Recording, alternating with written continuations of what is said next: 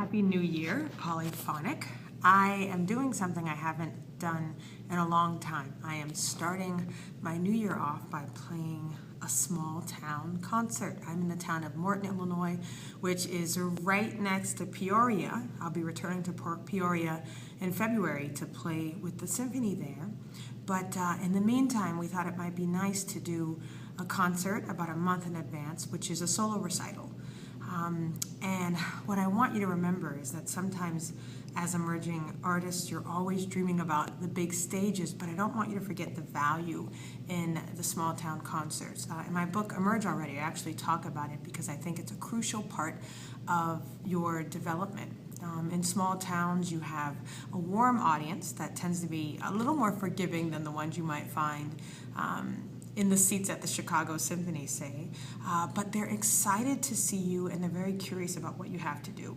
So ideal times to play a small town concert is when you're trying out new repertoire or new creative projects and you want to see, oops, sorry, that's the vents in here going off in my dressing room, but you want to see what the effect is on the audience and how they're responding to you. But in the meantime, while you're planning what you think you would do in a small town concert setting, don't underestimate the audience. My original intention was to come here and play a standard classical recital, just the acoustic portion of Paganini Project, and the presenter urged me to also bring the electronics. So I will be doing something that they're probably not expecting, but according to the presenter himself, he says he has an adventurous audience. So this is a good time to try out things and also try things in the spur of the moment. Do things with the music that you hadn't done or that you hadn't quite practiced, just to test yourself when it comes to being spontaneous and improvising. And it's a perfect opportunity to interact with your audience from the stage. I will have a Q&A at the end of this concert. The presenter was very excited to hear about that. They've never had it before. And really, it's such a natural thing to do. When you go out to the lobby after your concert, most of the audience is not going to be able to get to you. But when you do a Q&A, you kind of give 5 to 10 minutes where the audience, anybody in the audience can ask you anything they've ever wanted to ask an artist. And it's a great time for connection. I'll come back to you at the end of the show and just tell you how I thought it went. But for right now, here we are in my dressing room, and it's nice that they brought an upright piano in here for me to keep my fingers warm. So I got to get changed and into my gown, and then I'll talk to you after the show. See you in a bit. I am back after a very fun and successful concert here in Morton, Illinois.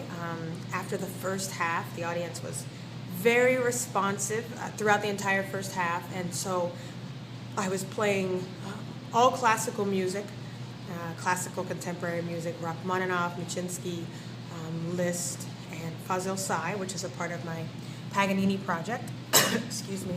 And then on the second half, after I felt like I had won the trust of the audience and kind of made friends with them, told stories about the music and about why I was playing the type of music that I was playing, I felt like I had the permission then to be a little more adventurous on the second half. So in the second half, there was lots of improvisation, and I played along with these electronic hip-hop tracks, which, to be honest, I'm sure this audience was not expecting that, but the presenter really wanted to give it a go, and they were receptive in their own way. And so it was nice to have a captive audience who might have gotten something they didn't expect, but ended up being receptive to it and being exposed to something new.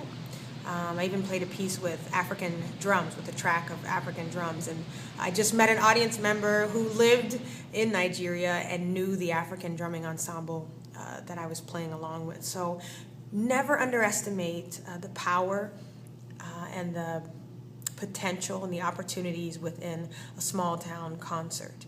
In other words, don't despise doing things on a smaller scale, because the knowledge you gain in terms of how you perform under pressure, whether or not you're able to adapt and adjust to the needs of that particular audience, all of that will help you on the bigger stages. And that audience that's come to hear you, even in the small town, is worthy of your best performance, the same way as if you were to play, with the New York Philharmonic or on one of Ravinia's series. It's an opportunity to touch people musically that you might not have the opportunity to touch in a bigger city. So I had a blast, and it looks like from the response of the audience that they had a good time too, and the presenters are very happy, and that means it was a job well done. And now I am going to pig out, which is usually my post-concert routine, stay up late, I usually have insomnia, and get lots of e-work done. I'm way behind in emails. So Happy New Year once again, and think about including more small town concerts on your schedule this year. All right, talk to you soon.